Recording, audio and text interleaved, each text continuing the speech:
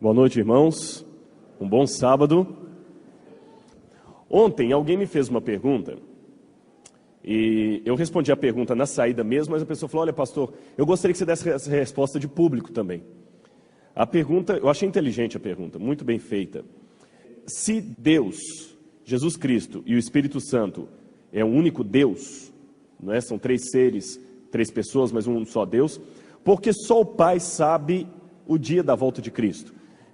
A pessoa que formulou essa pergunta, com certeza está se referindo àquele texto. Mas a respeito daquele dia e hora, ninguém sabe, nem os anjos, nem o Filho, senão somente o Pai. Em primeiro lugar, vamos falar de Jesus. Por que Jesus não sabia? Aí é fácil. Eu falei com os irmãos ontem que Jesus, para se revelar a nós, ele perdeu os dons dele de Deus? Não. Ele não tem como deixar de ser Deus. Ele deixou de usar os seus dons de Deus, inclusive a sua onisciência. Por isso só o Pai sabia. Agora, eu podia fazer essa pergunta de uma maneira diferente. Por que Jesus não falou com respeito àquele dia e hora, ninguém sabe, senão o Pai e o Espírito Santo? Muito simples. Os apóstolos, até aquele momento, o auditório para quem Jesus dirigiu aquelas palavras, não tinham claro em sua cabeça nem os detalhes da divindade de Cristo. Eles só foram entender alguns detalhes sobre a própria divindade e messianidade de Jesus depois da cruz. Eles não sabiam nem sobre o Espírito Santo. Depois que passou aquele episódio, depois que veio o Pentecostes, que eles entenderam que Jesus falou: olha, eu vou para o Pai, mas virá um outro Consolador. De modo que, se Jesus naquele tempo falasse para eles assim: ninguém sabe, nem os anjos, nem o Filho, não somente o Pai e o Espírito Santo, eles iam perguntar: o que é Espírito Santo? Eles não sabiam ainda nada daquilo. Lembrem que Jesus fechou o seu ministério dizendo-lhes: havia muita coisa que eu queria ainda dizer para vocês, mas vocês não estavam preparados para aprender. É uma revelação progressiva, veio aos poucos. Por isso Jesus não mencionou o Espírito Santo naquela situação ali. Além disso, nós já mostramos aqui que há textos em que os três aparecem de maneira distinta, há textos que só dois deles aparecem, há texto que apenas um dos três aparece. Agora eu gostaria de pregar sobre um verso da Bíblia muito conhecido. Quase tão conhecido que você nem precisaria abrir sua Bíblia para entendê-lo. Gênesis capítulo 1, verso 1. O que está escrito lá?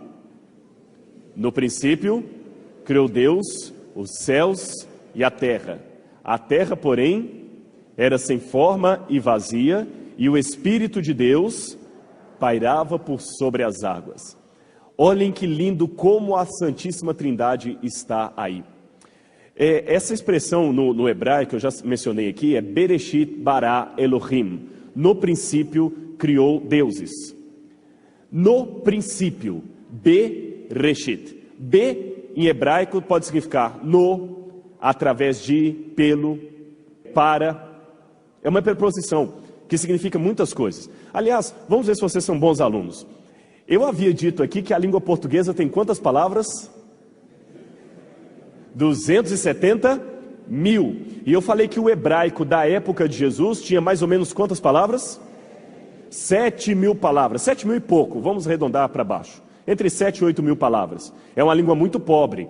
Então uma palavra em hebraico às vezes tinha 30 significados diferentes. 30 formas de traduzir. Você só descobre no contexto.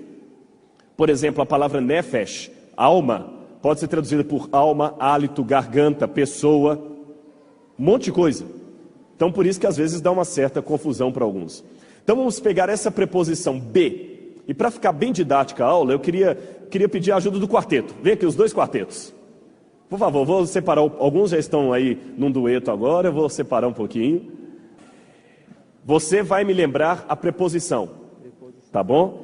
A preposição em hebraico, be. Então só lembra, o seu nome agora é o nome dessa preposição. Seu nome é? Be. Essa preposição be, se você olhar no dicionário, ela pode significar para, pelo, no, através de. Esse aqui é o baixo. Esse é o baixo. Depois eu vou contar uma história de quarteto para vocês. Depois você tem uma segunda palavrinha, reshit. Reshit, seu nome é mais bonito, viu? Reshit, fala. Como? Reshit. Reshit. Isso mesmo. Reshit. também tem um monte de significado. Sabe o que reshit significa? Reshit pode significar princípio. Princípio. Eu vou precisar de mais 3 pessoas aqui. Cada um vai lembrando o seu nome, hein? Tá bom? Reshit. Quer trocar? Então vem cá, você vai ser o reshit, tá bom? E você vai ser princípio. Princípio. Mas reshit também significa primogênito. Primogênito. Reshit também significa primeiro. Primeiro. Reshit também significa cabeça. Cabeça. E falta mais um. Reshit significa primazia. Primazia. Vamos ver se cada um lembrou o seu nome, hein? Quem você é? B. B é uma preposição, não é isso? E B, se você olhar num dicionário hebraico-português, B pode ser traduzido por... Para. Pelo. No. Através de. Muito bem, viu, Costa? Pelo, para, no, através de... Traduz agora? Ele está falando a linguagem de Libras ali, eu quero ver ele traduzir isso agora. Como é que você faz para traduzir em linguagem de Libras quando o pregador gagueja? Tá bom. Como é o seu nome? Reshit. Reshit é outra palavra hebraica. Se você olhar um dicionário hebraico-português, reshit pode significar o quê? Princípio. Primogênito. Primeiro. Cabeça. Primazia. Entenderam? A palavra em hebraico, vem cá você que é a preposição, vem cá você. Como é que fala no princípio em hebraico? B. Reshit. Aprenderam? Vamos ver se a igreja aprendeu. Como é que fala no princípio em hebraico? B, reshit. Vamos lá. O que significa B? Para. Pelo. No. Através de. Muito bem. E o que significa reshit? Princípio. Primogênito. Primeiro. Cabeça. Primazia.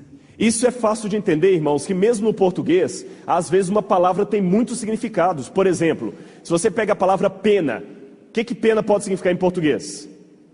Dó. Que mais? Pena de galinha. Castigo. Caneta. Castigo, né? Fala assim, a menina quando está chateada com a namorada, ele vai penar na minha mão. A pena que ele cumpriu na cadeia, o castigo, não é isso? Pena não tem um monte de significado, não é a mesma palavra? Como é que você sabe quando é pena de castigo, quando é pena de dó, quando é pena de cadeia? Pelo contexto. Como é que eu sei quando reshit é? Princípio. Primogênito. Primeiro. Cabeça. Primazia. Só pelo contexto. Agora olha que interessante. Abram a Bíblia de vocês em Colossenses, capítulo 1, versículos 13 em diante. Paulo está aqui narrando a criação do mundo. E Paulo sabia hebraico. Tá bom? Paulo sabia hebraico. Paulo estava escrevendo a criação do mundo. E olha como é que Paulo começa aqui. Ele nos libertou do império das trevas e nos transportou para o reino do Filho do seu amor. E disse Deus, haja luz. E fez Deus separação entre luz e trevas. Paulo está contando aquilo. Olha como é que ele continua. No qual temos a redenção e a remissão dos nossos pecados. Ele, Cristo, é a imagem do Deus invisível, o primogênito. Primogênito é uma das traduções de reshit. Então Jesus é o primogênito da criação. Pois nele, quem é o nele aí? Ou em? Através de você. Pois nele, através dele, é a preposição B. Pois nele foram criadas todas as coisas, nos céus e sobre a terra, as visíveis, as invisíveis, quer sejam soberanias, quer principados, quer potestades. Tudo foi criado por meio dele, não é você que é o por meio? Quem que é o por meio? Por meio dele, ou através dele, e para ele. Alguém é para aqui? Para. Tudo foi criado por ele, para ele, por meio dele. O que vocês estão percebendo? Paulo pegou todos os significados da palavra B e aplicou a quem? A Jesus. Tudo foi criado para Jesus. Tudo foi criado Pelo. pelo Jesus. Tudo foi criado No. Tudo foi criado em Jesus, no princípio. Através de. Tudo foi criado através de Cristo. Então Paulo pegou essa preposição e aplicou inteiramente a Jesus. Vocês da preposição podem sentar. Mas olha o que ele continua. Ele é antes de todas as coisas. Então ele é o segundo? O que ele é? Quem é o primeiro aí? Então obrigado, primeiro, pode descer. Ele é antes de todas as coisas, ele é o primeiro. Que mais? Ele é o primeiro, pois nele tudo subsiste. Pois nele tudo subsiste. Ele é a cabeça. Quem é a cabeça, irmão Nelson? Ele é a cabeça do corpo da igreja. Ele é que mais? O princípio. Quem é o princípio aí? Pode descer. Ele é o princípio. Que mais que ele é? O primogênito dentre os mortos, para em todas as coisas terá primazia. O que os irmãos perceberam? Paulo pegou todos os significados da palavra reshit e aplicou a Jesus. Obrigado, podem assentar. Agora que nós sabemos isso, como é que você lê Gênesis 1, verso 1? Quem é esse no princípio? Quem é o princípio? É só um tempo? De acordo com o apóstolo Paulo, o princípio é quem? Não ouvi. O princípio é quem? Jesus. Então você pode ler Gênesis assim: no Filho criou Deus os céus e a terra. Ou, numa pessoa chamada princípio, criou Deus os céus e a terra. Para uma pessoa chamada princípio, Deus criou os céus e a terra. Através de uma pessoa chamada princípio, criou Deus os céus e a terra. Por isso que João fala, o no princípio era o verbo. E o no princípio que era o verbo se fez carne e habitou entre nós. Então a trindade está aqui no início da Bíblia. No princípio, no Filho, Deus Pai criou os céus e a terra, e Deus Espírito pairava por sobre as águas. Viram como é que Paulo aplica tudo a Jesus? Todos os significados da palavra reshit, ele aplicou a quem? A Jesus. Vamos ver se vocês aprenderam. Como é no princípio em hebraico? Reshit. Muito bem. E todos os significados dessa expressão, Paulo aplicou a quem? A Jesus. Irmãos, agora eu gostaria de fechar a Bíblia e tomar um tempo para dar uma aula aqui de história da Igreja Adventista. Agora, alguns irmãos depois começaram a entender: pastor, agora eu entendi por que você estava tão assim, bravo. Sabem por quê? Eu amo Deus. E vocês sabem, você pode até me respeitar, mas se você desrespeitar a minha esposa, você perdeu todo o cartaz comigo. E a igreja é a esposa do Cordeiro. Então falar eu amo a Deus, mas eu desprezo a esposa dele, isso é ridículo. Isso é ridículo. Então mexeu com essa igreja, mexeu com a menina dos olhos de Deus. Por isso a gente fica chateado. E eu vou mostrar aqui algumas questões sobre a Trindade na história da Igreja Adventista. E para quem está vindo pela primeira vez, eu vou explicar o que está acontecendo. Na internet, há pessoas que estão fazendo acusações à igreja, em sites não oficiais da igreja. E essas pessoas estão dizendo que a igreja não é mais a igreja de Deus e que ela está pregando a Trindade, que é uma doutrina pagã. Nós já mostramos pela Bíblia, ontem e anteontem, como a Trindade está estabelecida na Sagrada Escritura. E hoje ainda abri de novo com a Bíblia para não ficar um sermão sem a Bíblia. Mas vamos ver na história do cristianismo, e eu vou mostrar aqui para vocês algumas das acusações que são feitas na internet contra a Igreja Adventista, acusações doutrinárias, e como nós podemos respondê-las. A doutrina da Trindade, então, na história do Adventismo, e a doutrina da Trindade nos escritos de Ellen White. Primeira acusação. Os pioneiros, na sua maioria, aí eu quero agradecer que eu ganhei uma caneta a laser, viu? Foi bom eu não ter nenhuma, que eu ganhei uma. Da próxima vez eu venho sem paletó, sem gravata. Se for nesse jeito assim, vou vir a pé. Os pioneiros, na sua maioria, não aceitavam a Trindade. Essa doutrina foi trazida para a Igreja Adventista por um pastor chamado Leroy Froom e incorporada à igreja somente quando? Note, isso aqui é acusação. Dizem o seguinte: essa doutrina só chegou na igreja em 1980, oficializada e incorporada em 1980. Esse texto aqui, ele foi tirado da internet, ele não é meu. Será que isso é verdade? Bom, de 1846 a 1888, muitos dos pioneiros eram realmente antitrinitários. A gente não pode falar que eram a maioria. A maioria dos líderes da igreja, sim. Mas do povo da igreja, não se pode falar isso. Dos líderes, realmente, a maioria parecia não aceitar bem a trindade. Então, uma questão importante é essa. Se os pioneiros da igreja estavam certos em não acreditar na trindade, a igreja hoje está errada. Se a igreja hoje está certa em acreditar na trindade, então os pioneiros estavam errados. É isso que eles colocam na internet. Então vamos analisar. Eu tenho aqui só alguns por ilustração. De fato, num primeiro momento, parece que os acusadores têm razão. Porque Joshua Himes, ou Josué Himes, que foi um dos pioneiros da igreja, ele de fato não acreditava na trindade. E morreu sem acreditar na trindade.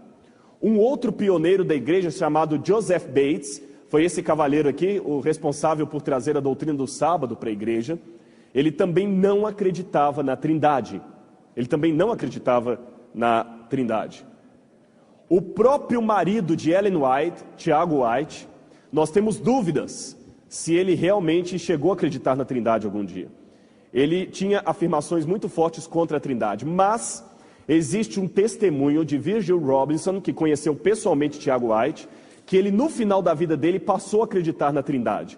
E uma evidência que corrobora para isso é que o Tiago White, como editor da Review and Herald, deixou publicar textos a favor da trindade. Mas de qualquer forma não é uma certeza absoluta, eu tenho que ser honesto com os irmãos. Não é uma certeza absoluta. Nós temos uma chance de que ele talvez acreditou na trindade no final da vida dele, e uma chance de que ele, de fato, nunca chegou a acreditar na trindade. Uriah Smith, que era um dos editores da Review and Herald, esse também não acreditava na trindade, nem na divindade plena de Jesus Cristo. Ele era ariano, e eram os pioneiros de nossa igreja. Mas até aqui você não deve se assustar. Lembram que eu falei com vocês que esse período de descrença da trindade durou até 1888, mais ou menos. Nesse período, a igreja adventista estava começando a consolidar a sua doutrina. Por exemplo, a igreja adventista, irmãos, aliás, isso aqui é até bom para fazer uma guisa de esclarecimento. Ellen White não é a papisa da igreja adventista. As doutrinas adventistas, elas não são baseadas em Ellen White, mas sim na Bíblia. E muita coisa foi revelada depois de muito jejum e oração. As pessoas pensam que Ellen White era uma espécie assim como é que chama esse pessoal que o pessoal vai consultar aí? Vidente, naquele sentido bem de bola de cristal, que os irmãos, eu mesmo tinha essa ideia errada, passada por alguns irmãos talvez mal informados. Tem tudo a irmã White disse, já notaram isso? Eu, quando entrei para a igreja, eu pensava que a irmã White, como ela falava demais, ela era uma mulher o seguinte, que acordava 4 horas da manhã e começava a falar,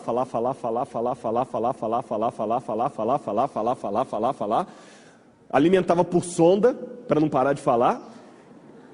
Não, porque tudo a irmã White disse, já notaram isso? Não, porque a irmã White disse, a irmã White falou, não era assim.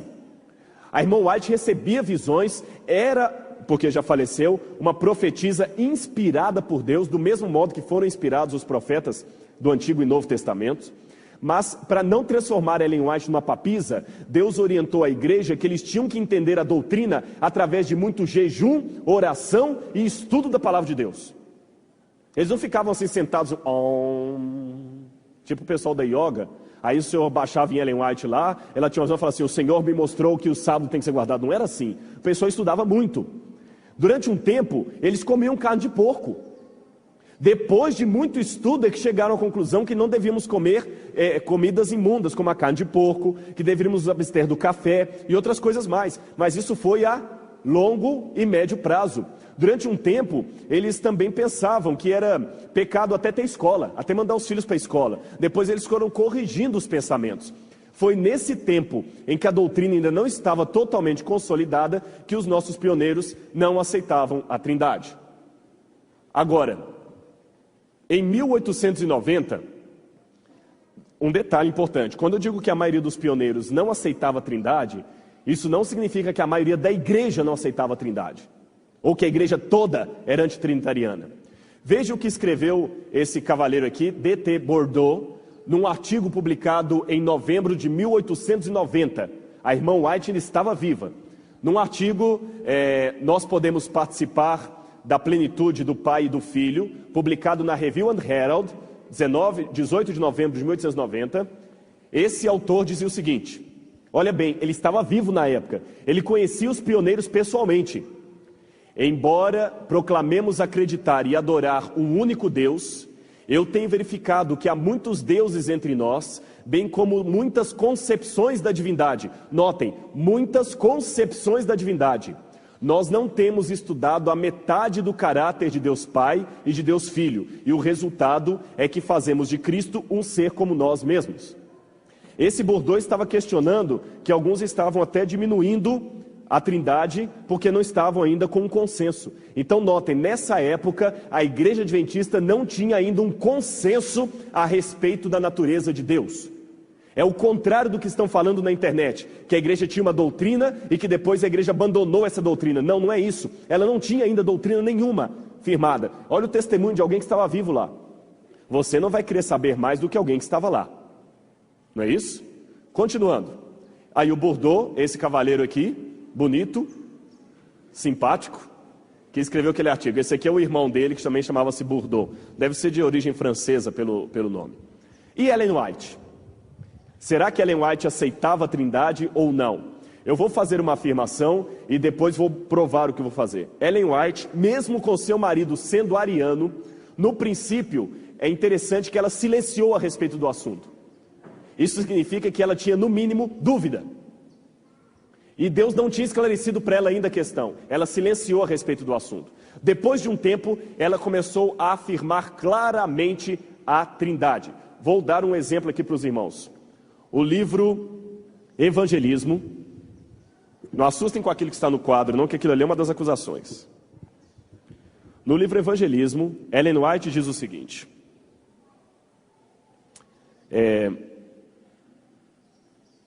Cristo é o Filho de Deus, preexistente, existente por si mesmo. Falando de sua preexistência, Cristo reporta a mente através dos séculos incontáveis. Afirma-nos que nunca houve tempo em que ele não estivesse em íntima comunhão com o eterno Deus. Aquele cuja voz os judeus estavam então ouvindo, estivera com Deus como alguém que vivera sempre com ele. Era igual a Deus, infinito e onipotente. É Filho eterno, existente por si mesmo. E ainda numa outra parte aqui, ela vai dizer: cumpre-nos cooperar com os três poderes mais altos no céu, o Pai, o Filho e o Espírito Santo. Esses três poderes operarão por meio de nós, fazendo-nos co-obreiros com Deus. Ela ainda diz aqui: Jesus declarou: eu sou a ressurreição da vida. Em Cristo há vida original, não emprestada, não derivada. Quem tem o Filho tem a vida eterna. A divindade de Cristo é a certeza da vida eterna para o crente. E ela ainda fala em mais um dos textos aqui, há três pessoas vivas pertencentes ao trio celeste. Aqui tem um problema com o tradutor, que traduziu trio do inglês por trindade. Há três pessoas vivas pertencentes ao trio celeste. Em nome desses três grandes poderes, o Pai, o Filho e o Espírito Santo, é que recebem a Cristo por fé viva e são batizados. Então Ellen White mostra aqui que ela acreditava na Trindade. Eu li o livro Evangelismo. Porém, no princípio, o pessoal que armou contra a Trindade dizia o seguinte: vocês não provam que Ellen White acreditava na Trindade. Quando a igreja provou que Ellen White acreditava na Trindade, o texto está aqui, sabem qual foi a argumentação deles? Está aqui no quadro. Isso é um dos textos que eu tirei da internet. Deixe-me esclarecer aqui uma coisa. No primeiro dia, alguém falou assim: pastor, eu achei que você foi muito injusto com o Hermelindo Robson Ramos. No site dele, ele publica coisa de todo mundo. Ele realmente publica coisa de todo mundo, mas os títulos são dele. E eu, como já dei aula na faculdade de jornalismo, sei que todo jornalista tem que primar pela ética do que ele está escrevendo. E esse título aqui foi dado por ele. Neto de Ellen White revela conspiração pró-trindade na montagem do livro Evangelismo. Aí tem um texto de uma pessoa lá que se intitula leigo.com. Eu acho interessante porque as pessoas ficam no anonimato. Leigo.com. Parece aqueles programas de rádio que passa de madrugada, né? Florzinha do Oeste manda uma mensagem para Jacarezinho de Foz do Iguaçu. Porque o cristão que é cristão, ele mostra, sou eu que estou falando. Esse negócio de leigo.com. Tem um que assinou assim, o anônimo, por favor, não revele o meu nome. Pastor fulano de tal está adulterando. Não revele meu nome que eu vou trazer mais novidades. Irmãos, isso é fofoca. Aliás, eu posso ser sincero com vocês, até um tempo atrás eu pregava muito contra a música de rock and roll. E vou continuar pregando que rock and roll não presta. Mas hoje eu estou pensando, o que é pior, ouvir rock and roll ou ouvir fofoca? Se for para optar entre os dois, eu ainda prefiro o rock, porque o rock é mais sincero, ele já fala que é do diabo. A fofoca tem aparência de piedade. Fala o nome dele para a gente orar. E tá cheio de fofoca aqui. E os fofoqueiros... É leigo.com, não preservem meu nome, mas eu vou jogar o nome dos outros na lama. Mas eu quero ler de novo para os irmãos, isso aqui, irmãos, não sou eu que escrevi, isso está na internet contra a igreja. Neto de Ellen G. White revela conspiração pró-trindade na montagem do livro Evangelismo. Conspiração. O leigo.com, que escreveu o artigo, e o Robson, que colocou o título, falaram... que diz que chegou a essa conclusão, leigo.com, depois de ler esse livro, num artigo que tem aqui do neto da irmã White. É interessante que, quando o neto da irmã White conta a história da publicação do livro Evangelismo, ele fala que o livro foi publicado depois da morte da irmã White, e que o Leroy Froome participou. Aí o pessoal, tá vendo? Houve uma conspiração. Só que eles não citam o texto todo. Irmãos, sejam como os bereanos. Quando você lê essas coisas na internet, vai verificar se é daquele jeito mesmo. Eu fui bereano, eu fui olhar no original. A continuidade do texto que eles não trazem na internet diz assim, é o próprio neto da irmã White escrevendo: uma preocupação vital do pessoal do White State, envolvido em fazer as compilações dos livros de Ellen White, era, e é, assegurar que essas compilações sejam plenamente representativas e livres de ideias pré-concebidas do compilador. Deixe-me citar um exemplo. Alguns anos antes da publicação do livro Evangelismo, quando o livro Conselhos sobre Regime Alimentar saiu do prelo, fui incluído no processo de compilação. É o neto da irmã White que está falando. Eu tinha conhecimento de mais ou menos meia dúzia de declarações de Ellen G. White, a avó dele, que apresentavam circunstâncias em que o uso de carne era justificado. Sou vegetariano e poderia facilmente ter ignorado essas declarações, mas não tive desejo de fazê-lo. Na verdade, não teria ousado fazê-lo. As preferências do compilador não devem pesar na seleção do material. A compilação deve representar correta e completamente as ênfases de Ellen White. Então, meus irmãos, como é que esse camarada, pegando pela metade o que está escrito nesse livro, coloca um título desse? Neto de Ellen White revela conspiração pró-trindade, sendo que é o contrário, ele está defendendo. Aliás, o título do artigo se chama Em Defesa das Compilações. Irmãos, uma pessoa que coloca um tema desse aqui, desculpem, pode até, se você for simpatizante dele, escrever depois lá que eu falei isso aqui, e ele me desceu o pau na internet, mas para mim uma pessoa dessa não pode estar sendo usada por Deus. Desculpem, eu sei que talvez você que é visitante está até assustado, mas eu vou contar para você uma coisa. Eu me tornei adventista porque eu não queria mais ficar usando meias verdades. E eu não aprendi na prática o significado da palavra eufemismo. O pessoal fala mal da minha igreja na internet, eu vou ficar calado? E eles ainda se batem no peito e falam, os pastores não têm resposta para dar. Tem sim, mentiu. E eu estou provando que mentiu. E eu faço um desafio a você. Acesse o site, veja esse texto lá e leia o livro. E você vai chegar à conclusão. Veja por si mesmo, seja como os bereanos. Deus não precisa de advogados, Deus precisa de testemunhas. Continuando. Um outro cavaleiro chamado Ennis Meyer diz o seguinte: estamos sim, irmão, provando e expondo à luz do dia que os adventistas mudaram oficialmente a sua doutrina em 1980. Atenção para a acusação, porque quando eu mostrar a resposta você vai se lembrar. Olha o que ele está dizendo, que os adventistas mudaram oficialmente a sua doutrina em 1980. E que essa mudança é constrangedora e humilhante.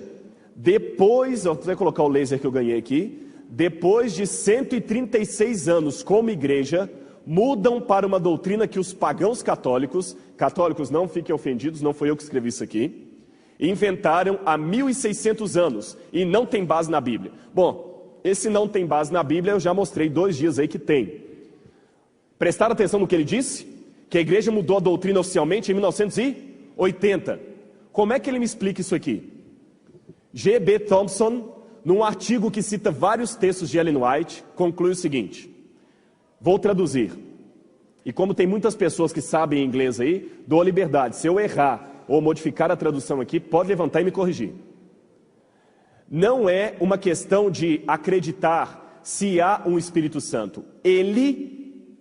Interessante, quem sabe um pouquinho inglês sabe, quando você está falando de uma coisa que não é uma pessoa, que pronome você usa em inglês? It. Se o Espírito Santo fosse uma coisa, ele falaria it. Ele cita o Espírito Santo, ele, he. Ele tem o seu lugar nos fundamentos de nossa fé. Mas a questão é, qual o lugar que ele tem tido em nossa vida? Isso foi publicado quando? Na Review and Herald, no dia 30 de janeiro de 1913.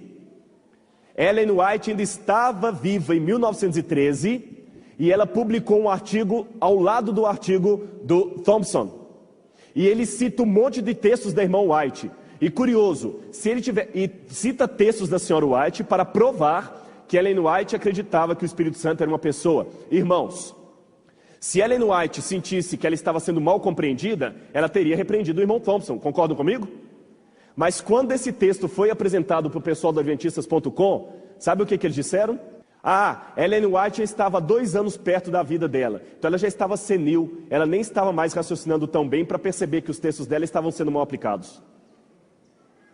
Mas, irmãos, isso para mim, eu vou contar para vocês, tem um texto de Ellen White que eu queria citar para vocês, está no Testimonies, volume 3, se eu não me engano. Ela diz assim, quando a verdade não converte, ela endurece. E é isso mesmo. Você pode olhar, uma vez um camarada chegou para mim, pastor, eu tenho umas dúvidas para tratar com você sobre a Trindade. Eu falei, tudo bem, vamos conversar. Aí ele trouxe um calhamaço assim, eu falei, meu irmão, você não tem dúvida, você tem uma tese. Porque quando eu fiz meu doutorado, eu levei minha tese lá. Eu não tinha dúvida, eu tinha uma tese. Quando a pessoa é sincera, vem, pastor, eu li esse texto aqui. Agora, quando já escreve um calhamaço assim, ele não quer tirar dúvida, ele quer que você concorde com ele, ou que ele derrube você no debate. E quando você mostra para ele que aquele argumento dele não funciona, ao invés dele admitir, calar, ele vai para outro. Aliás, eu não ia contar uma coisa não, mas eu vou contar. Em Curitiba, um irmão, eu vou preservar o nome dele, que eu prometi isso para ele. Mas Deus é minha testemunha, está sendo filmado, e Deus é minha testemunha se eu estou mentindo.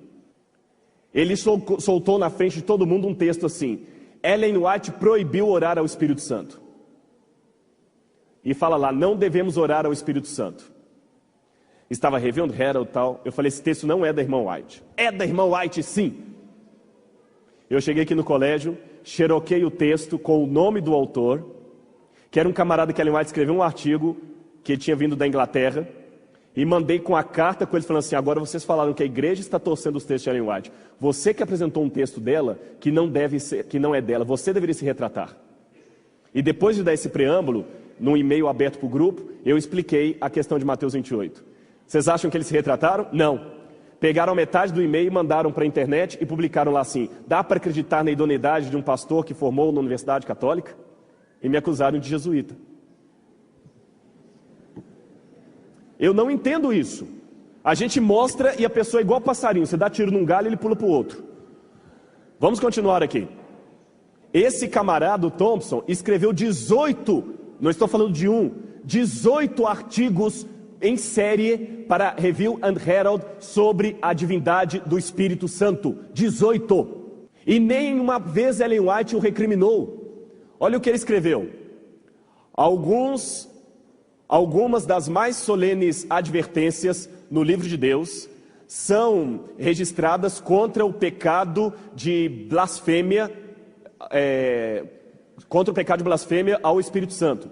O Espírito Santo, como nós temos visto, porque ele mostrou em outros artigos que o Espírito Santo era uma pessoa, o Espírito Santo, como nós temos visto, não é apenas uma mera influência ou um anjo, mas a pessoa da divindade, o substituto de Cristo na igreja. Vou repetir, o Espírito Santo é a pessoa da divindade. Esse artigo ele publicou no dia 15 de maio de 1913. E se alguém estiver achando que eu estou mentindo, eu tenho na minha biblioteca, eu não tenho casa ainda. E o meu carro é um Palio 97, mas eu tenho uma biblioteca que vale muito dinheiro. Eu tenho essa coleção aqui, que são os xerox de todas as Review and Herald do tempo da irmã White. E o que eu acabei de citar está aqui, o xerox do original. Se alguém duvidar, está aqui, eu posso mostrar. Eu estou falando isso aqui para os irmãos pelo seguinte: eu não quero que vocês acreditem nisso só porque eu sou pastor e estou falando, não. Eles colocam na internet aí que os irmãos seguem o pastor. Não, eu estou apenas mostrando para vocês que isso é o que está escrito, que a gente tem que falar e tem que provar. Continuando. Olha uma outra solicitação, feita pelo Jairo Carvalho. E eu vou respeitar a solicitação dele aqui agora. Eu perdi a canetinha aqui. Leigo faz... Isso aqui também é da internet, tá? Leigo faz solicitação a respeito da Trindade ao SALT, Seminário Adventista Latino-Americano de Teologia. Gostaria que o SALT, ou os representantes da administração da IASD, apresentassem material consistente da Bíblia e do Espírito de Profecia, refutando o artigo apresentado pelo irmão Josiel. Peraí, deixa eu ver qual que é o artigo do irmão Josiel. Eu cliquei lá, irmãos, é um artigo tão sem pé sem cabeça que só vou mostrar um pedaço para vocês. O camarada se diz entendido em grego e hebraico. A palavra hebraica, errad, só que eu tenho alguns alunos meus aqui, eles não estudaram hebraico ainda não, mas só tem uma coisinha, tem um irmão aqui que sabe um pouco do hebraico, ele falou comigo para não falar que ele sabe muito não, mas é modéstia dele, um pouco pelo menos ele sabe, não sei se ele veio hoje, se ele está aí. Está lá atrás. Se eu tiver errado, o senhor me corrige, eu lhe dou liberdade. O hebraico se escreve de trás para frente, não é assim? Só que o Josiel não sabia disso. Ele escreveu todo o hebraico como se escreve em português. Aqui. Eu comecei, o que está escrito aqui? Dará, depois que eu fui ver, errado. Ele escreveu de trás, ele escreveu errado. Ele escreveu tudo igual escreve em português. Aí de novo aqui embaixo, ó. Se fosse só um E, de novo aqui. Quando ele vai para o grego, aí que a bagunça é pior ainda. Só que como você não sabe hebraico, não sabe grego, um camarada desse coloca isso lá na internet e fala assim, pô, esse cara conhece pra caramba. Eu aprendi uma coisa com o professor Pedro Apolinário, a ignorância é atrevida. E é mesmo. Sabe? E eu vou ser sincero com os irmãos. Eu não estaria tão chateado com esse site se eles fizessem duas coisas, ou três. Primeiro lugar, se eles apenas discutissem doutrina. Parar de falar mal da vida dos outros. Porque pode olhar as manchetes. Só manchete sensacionalista. Parece programa do Ratinho. Fulano adultera e é descoberto. Crise em tal associação. Veja os detalhes. E quem gosta de fofoca realmente é um prato cheio. Eu estou por dentro que para preparar o estudo para vocês, eu vou explicar a vocês. Pediram-me para que eu falasse da Trindade aqui, porque existe um grupo aqui que está se deixando levar por esses sites aí, já não acredita mais na Trindade, não acredita mais em nada, então, e ficam falando que os pastores não têm resposta para dar. Por isso que fizeram essa convocação e por isso que eu estou aqui. Agora você está entendendo por que o meu sermão desses últimos dias foi um sermão tão diferente dos que eu tenho pregado aqui. Tá certo? Mas é por isso, eles falam que os pastores não têm resposta, por isso que eu estou dando resposta aqui, estou dando nome aos bois. Ficar usando eufemismo é bobagem. Então eu naveguei até falar chega essa semana lá. Estou por dentro de tudo que está lá, das últimas fofocas. O dessa semana está assim: aproveite que é janeiro e que o seu pastor está de férias e faça uma bagunça na escola sabatina. Uma coisa assim, está convocando, aproveitar que os pastores estão de férias para fazer uma bagunça com a lição de João. Mas não é bem bagunça a palavra, me fugiu agora, mas é um sinônimo disso, tá certo? Primeiro lugar que fico chateado é isso. Segundo, tem visitas aqui e eu prezo muito pelo nome da minha igreja. E eles colocam o nome do site adventistas.com. Você quer uma informação sobre a igreja adventista, você não sabe? Você vai lá no Google, Adventista vai cair nesse site, você vai pensar que é da minha igreja, e não é. E o nome da minha igreja é para ser respeitado, porque esse nome foi dado por Deus. Adventista do sétimo dia significa adventista, ele está por vir do sétimo dia, por isso eu serei fiel. Terceira coisa, eu fui um católico, e eu tenho muitos amigos católicos hoje. Eu respeito muito os católicos, mas doutrinariamente falando, eu não concordo mais com a Igreja Católica. A partir do momento que eu vi que eu não concordava mais com a doutrina católica, eu saí da Igreja Católica e me filiei a uma igreja que na minha cabeça está mais dentro da Bíblia. Se essa igreja não existisse, eu a criaria para mim, eu iria seguir o meu culto dentro de casa. Compreende o que eu estou falando? Agora, jamais eu vou cometer o desrespeito de chegar numa missa, tomar o microfone da mão do padre e falar, está tudo errado. Porque eu aprendi o que é respeito. Então, quando esse pessoal, ao invés de sair da igreja, não, nós queremos reformar a igreja aqui, e fica lá detonando, não é de Deus. E você que vem com aquela argumentação, não, pastor, mas eu não navego no adventistas.com por causa das fofocas, é só para ver a questão teológica. É mesmo? Deixa eu dar um argumento então para você. O outro dia, alguém me contou que passou num lixo e viu um pedaço de biscoito, de pacote de bolacha, quase intocado no meio do lixo. Você teria coragem de pegar para comer? Mas era biscoito Triunfo. Era Triunfo, daquele mais gostosinho, sabe? A boca de alguns encheu d'água aí, né? Não comam demais não, que isso faz mal para a saúde, viu? A gente precisa mais comer fruta. Você comeria? Por que não?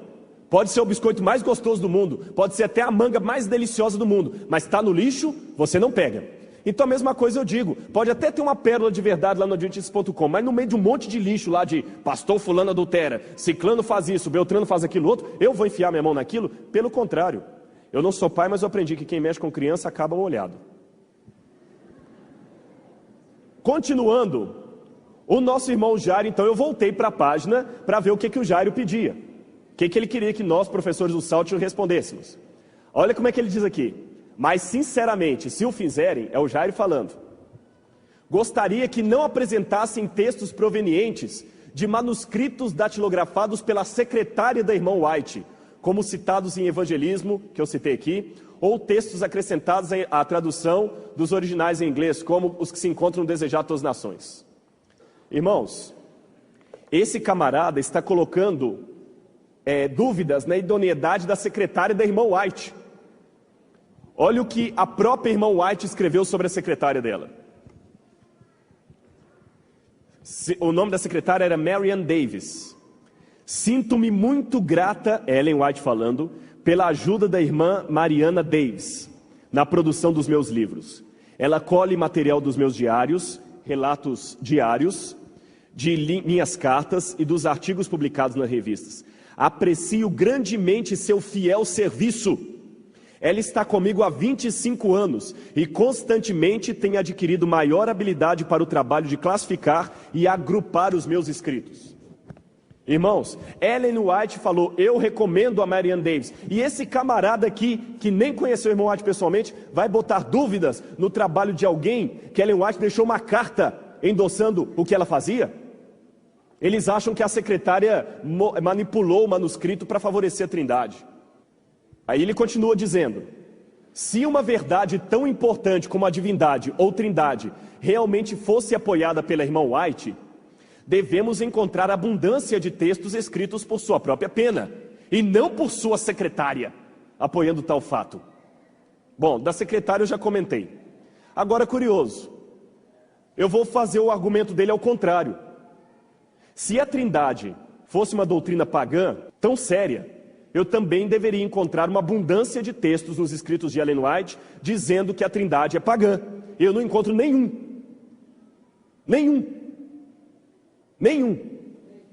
Amém?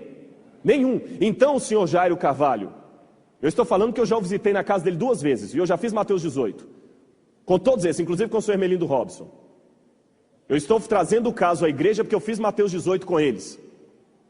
O Jairo, eu visitei na própria casa dele por 2 vezes, conversei longas horas com ele, não só eu, outro professor de teologia, fiz Mateus 18, orei com ele e saí da última vez falando assim, Jairo, aqui nossos caminhos se divergem. Eu estou agora livre e fui a segunda vez com uma testemunha, que era um ancião da igreja do Juvevê, lá em Curitiba e falei, Jairo, a partir de hoje, o que você publicar agora com a sua pessoa, eu não vou falar da sua idoneidade, mas o que você publicar contra a minha igreja, você vai ter resposta de público agora, porque eu vou levar o caso à igreja. Então ele sabe que um dia eu iria trazer isso aqui.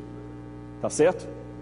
Então veja bem, por que eu não encontro também nos textos da Sra. White? Eu desafio qualquer um do Adventistas.com a me mostrar uma linha clara, sem necessidade de interpretação, onde Ellen White diga assim, a Trindade é uma heresia inventada na Idade Média ou no final da Idade Antiga, qualquer coisa parecida. Continuando, o que ocorre, ele dizendo ainda é o Jairo, viu? O que ocorre é que a IASD cria em Deus como sendo uma pessoa, ao menos até 1912. Espera aí, até 1912. Eu coloquei uma observação aqui. Quando nós lemos a acusação do Enes Meyer, que é outro teólogo desse grupo aí, o Enes Meyer falou que a igreja mudou oficialmente a doutrina quando? Mas ele disse aqui que já foi em 1980 ou é 12? Vocês já notaram a contradição? Pois um livro de crenças desse ano apresenta a crença em um único Deus, Pai e Filho, Jairo Carvalho. Não é Pai, Filho e Jairo Carvalho não, Jairo Carvalho é o autor.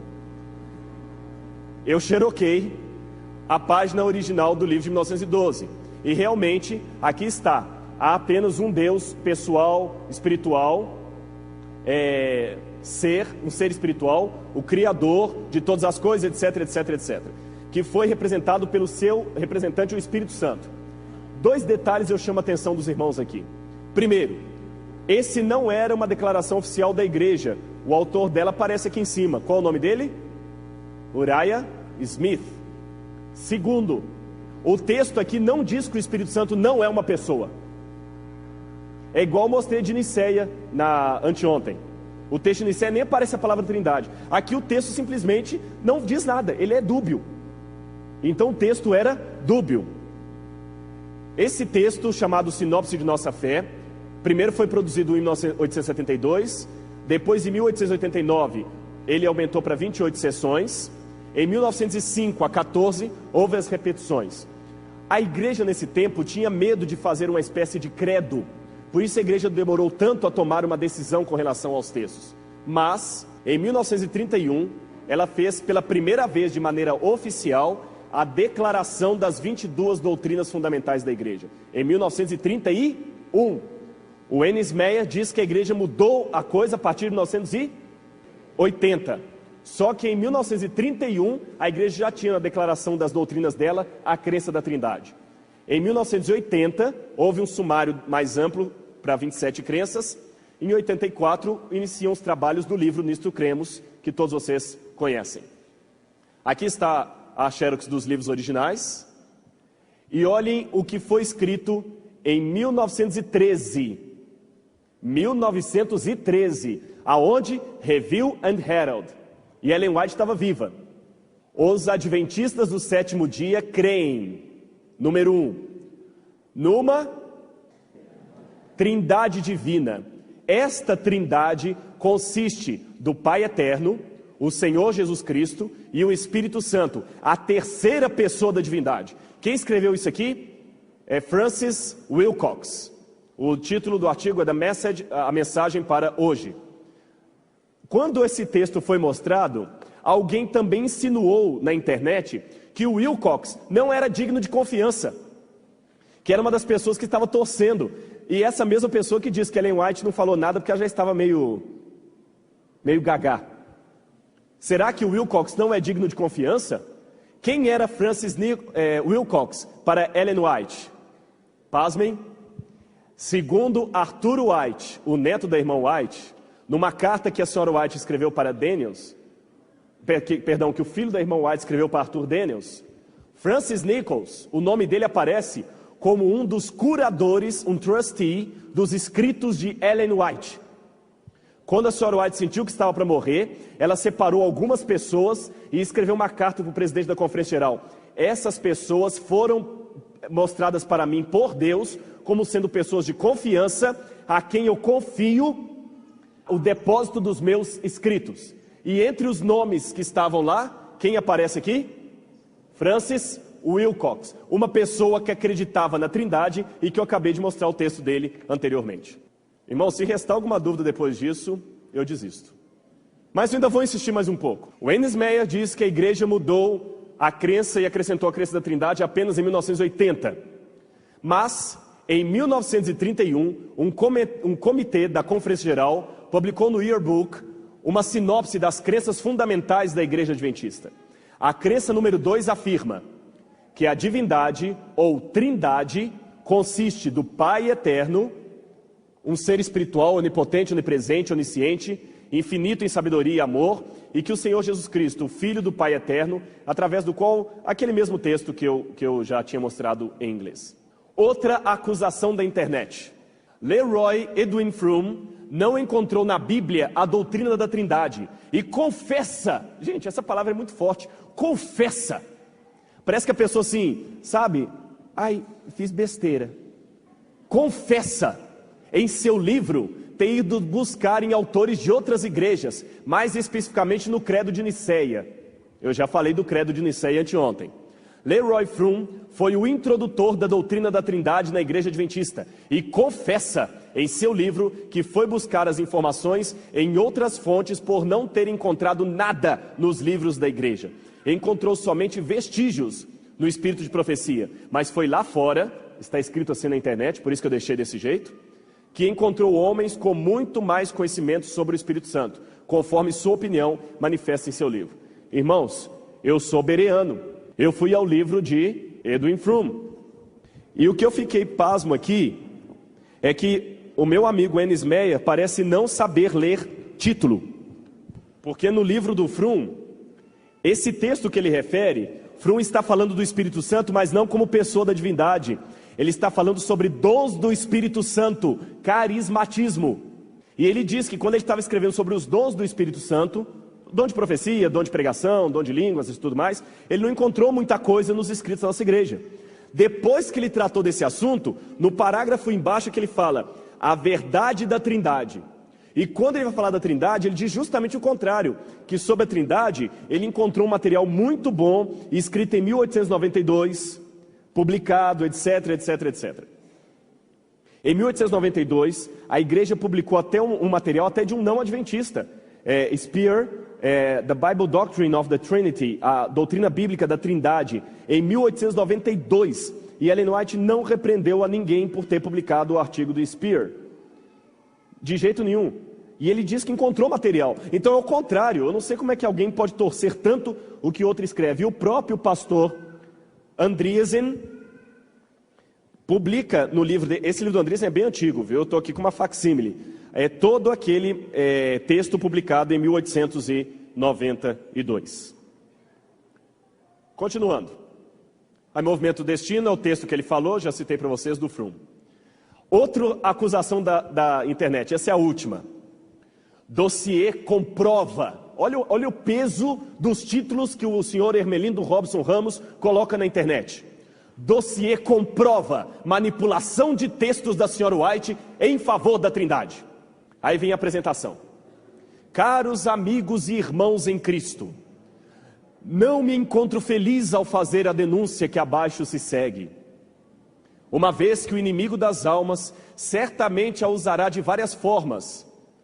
Tem alguma coisa mais que falou? Para denegrir a imagem do denunciante. Eu, Jairo Carvalho, faço nesse momento de Deus o meu escudo, pois através de sua ação, essa verdade chegou até mim e deixo com ele as consequências dessa denúncia.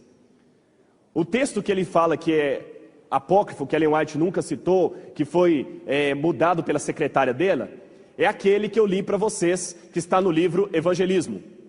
Há 3 pessoas vivas no trio celestial. E no nome desses 3 grandes poderes, o Pai, o Filho e o Espírito Santo, aqueles que recebem a Cristo pela fé são batizados. O segundo texto que eles falam, eles dizem que esse texto não foi escrito por Ellen White, que foi o Fromm, juntamente com outros, que acrescentaram o texto. Compreenderam a acusação? E eles desafiam os pastores a mostrarem os originais disso. Aliás, uma menina até gracejou na internet. O pastor Rodrigo diz que pode provar os originais. De repente ele é arqueólogo. Pois então eu vou mostrar que a arqueologia dá para escavar isso aqui também. O texto desejado a todas as nações. Em Cristo, a vida original, não emprestada, não derivada.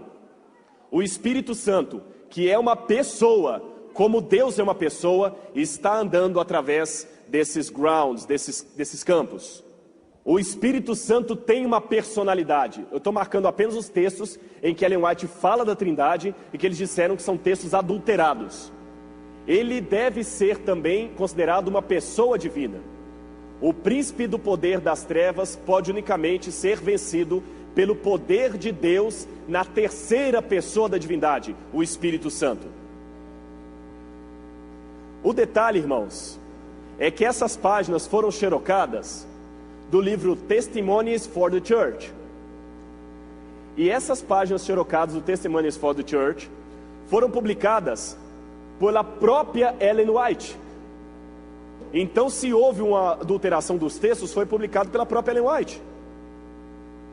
E nessa publicação da senhora White, está aqui bem claro, há 3 pessoas no trio celestial. 3 pessoas viventes no trio celestial. Ainda fala 3 pessoas viventes.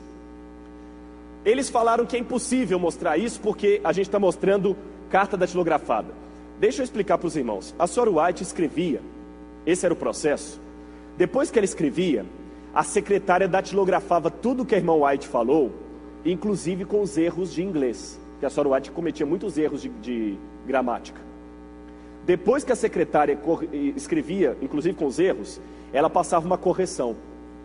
A irmã White lia essa correção, concordava ou não com a correção, e depois que passava pelo crivo da irmã White, uma terceira vez o material era datilografado e mandado para a publicadora.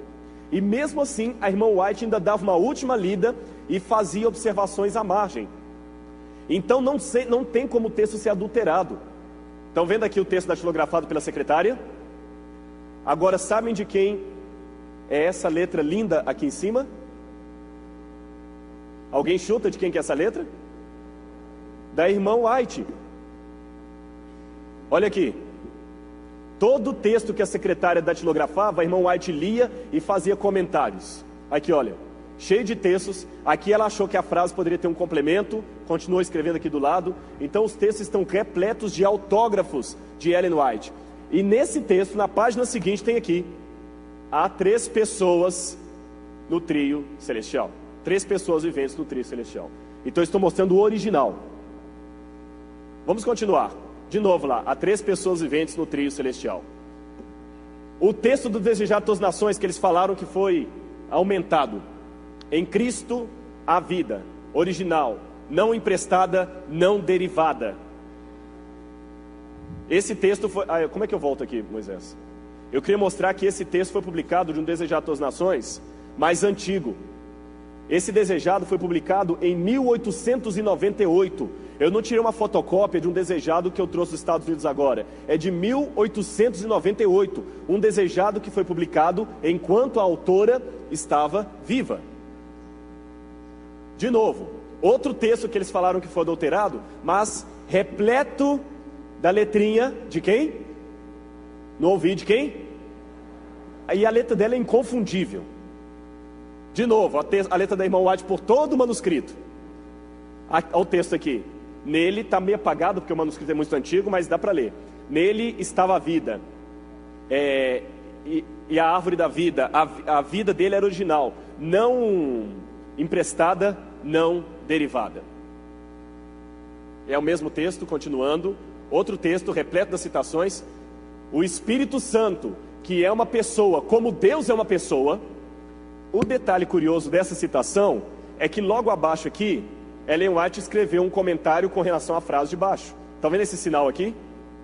Ellen White pediu para acrescentar umas palavras aqui. E aqui Ellen White cortou isso e preferiu que fosse escrito desse jeito. Ellen White excluiu isso aqui.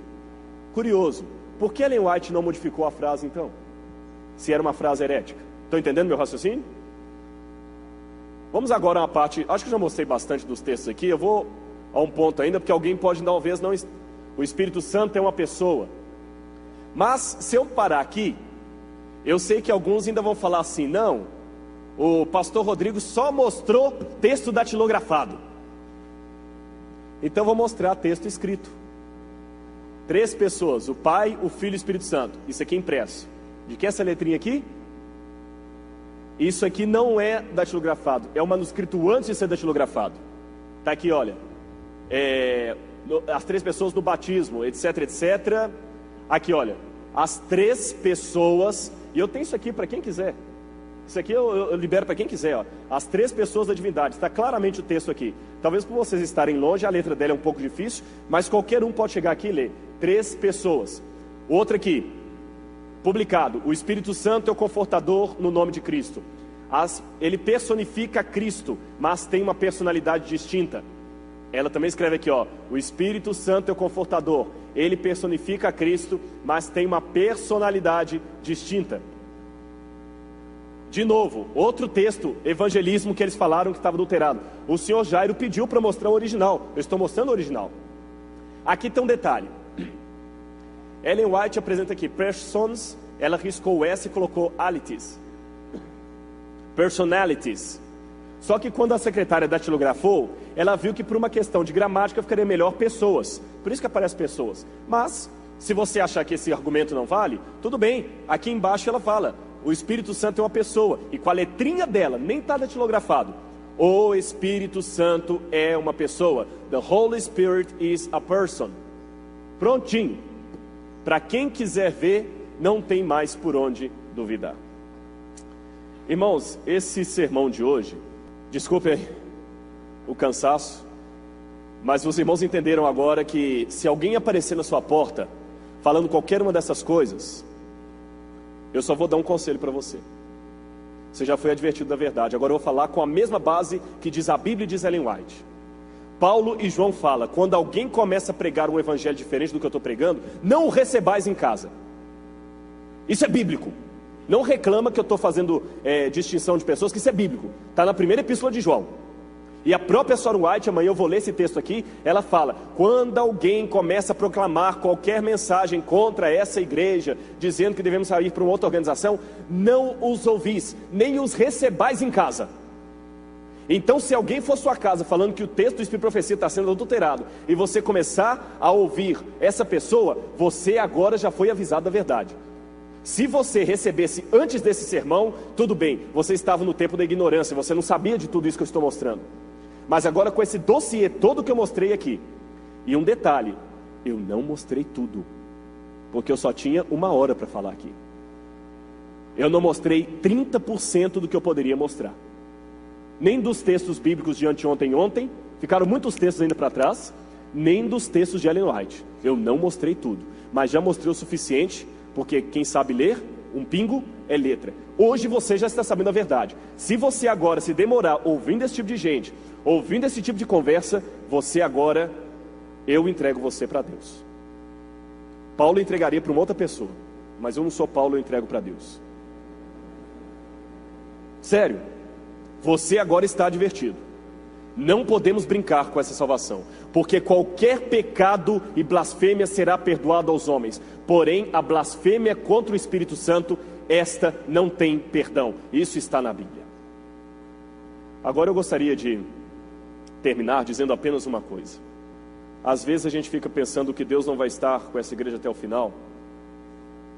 Eu digo, vai sim. Ele vai estar sim. E sabe por que eu sei que vai? Por quê, pastor? Aí eu falei que eu não mostrei tudo, tinha até um texto da Ellen White para eu ler essa questão de não receber em casa, até aqui o texto. Ó. Sabe por que eu estou tranquilo? Porque se fosse diferente do que está acontecendo, Ellen White seria uma falsa profetisa. Porque amanhã eu vou pregar no sermão justamente sobre a última crise da igreja, da igreja adventista. A crise do ômega. E vocês vão ver que Ellen White tremeu pelo futuro do nosso povo. Mas ao mesmo tempo que ela tremeu, Deus mostrou para ela, calma que eu vou ficar com esse povo até o fim. Então, irmão, se essa crise está acontecendo agora, é um sinal que Jesus em breve está voltando. E se Jesus em breve está voltando, amém, ora vem Senhor Jesus. Porque eu digo para os irmãos, eu não sou nenhum masoquista, eu não sou nenhuma pessoa desesperada com a vida, pelo contrário, eu tenho uma esposa maravilhosa, eu tenho um passado muito triste em termos de família, muito triste. Então se você está numa casa horrível, com uma família horrível, eu te entendo, porque meu passado era horrível. Quando eu me batizei na igreja, minha família me expulsou de casa. Eu sei o que é isso. Eu sei o que é ser rejeitado. É legal colocar que o pastor Rodrigo é doutor, isso é muito bom para o ego. Eu vou até ser sincero, às vezes a gente apresenta isso por força da circunstância, mas não é isso que faz diferença para ninguém. Isso é bom para alimentar o ego. Eu não nasci doutor, eu não nasci teólogo, eu não nasci professor do SALT.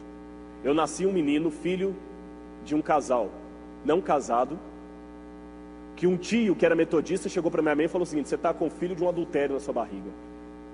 Vamos embora comigo para São Paulo, senão você vai ver o ladrão que isso vai virar. Que o Senhor me mostrou que isso vai ser um ladrão. Foi a profecia que eu recebi no meu nascimento. E na minha infância, eu tive a desdita de ter minha mãe com meu pai brigando tanto, que eu lembro de minha mãe dormindo com faca debaixo do travesseiro para acertar o meu pai. Teve muita terapia do Espírito Santo para poder falar isso com vocês. Por isso que eu não posso ridicularizar a pessoa do Espírito Santo. Que se não fosse o grande psicólogo o Espírito Santo, eu não teria tanta desenvoltura para falar esse lado podre da minha vida para vocês. Eu só deixaria os títulos, ou a parte para exaltar o ego. Eu não contaria isso. Mas graças a Deus, pela graça de Jesus, hoje eu venci isso. E abaixo de Deus, graças a Deus por essa igreja. Ela tem defeitos, eu sei, eu não sou cego, eu não nasci ontem. Ela tem problemas, ela tem dificuldades, mas essa igreja tem muita virtude. Foi essa igreja que me fez ser quem eu sou. Foi essa igreja que me confiou um título de pastor, apesar de tantos defeitos que eu tenho. Foi essa igreja que me deu o privilégio de ser um professor de pastores, apesar de ter 33 anos de idade, apesar de ter muita coisa para aprender, apesar de ter ido um certo grau até de imaturidade. Eu não posso tacar pedra nessa igreja. Ah, pastor, mas tem muita gente que pisa na bola. Eu falei isso aqui quando eu comecei essa semana. Tem muito irmão na igreja que me amou tremendamente. Irmã que quando eu voltava me dava lá o vale transporte. Eu contei para vocês aqui. Eu não posso falar que essa irmã não presta. Quantos de vocês me tratam com carinho? Toda vez que eu venho aqui eu vejo o carinho que eu sou tratado aqui no IASP. Uma pessoa que veio de um lar tão destruído, com problemas de baixa estima, que eu tinha adoidado. Alguns ainda luto com eles até hoje. Negro, e quem é negro como eu sabe como é ruim viver num país racista que não admite o racismo. Com tanto complexo, hoje eu sou uma pessoa que estou falando, e mais ou menos 1000 aqui estão parados me ouvindo. Louvado seja Deus, Pai, Filho e Espírito Santo por isso. Agora, a despeito de toda essa felicidade, de estar morando numa casa boa, com uma esposa maravilhosa, um casamento equilibrado, eu digo a vocês, eu estou cansado daqui. Eu não quero todos os dias despedir da minha esposa com um certo temor que seja o último dia. Eu não quero todo dia pregar o sermão com medo que seja o último sermão, que eu posso voltar para casa agora, ter um acidente, nunca mais nem a minha esposa me ver. Eu quero que meu Jesus volte logo nas nuvens do céu, e Ele vai vir, porque eu ainda sei que a esperança é Jesus. Então, meu irmão, não interessa o que você está passando na sua vida, a esperança é Jesus. Ele é a esperança. E se você estiver com Ele, ninguém poderá com você.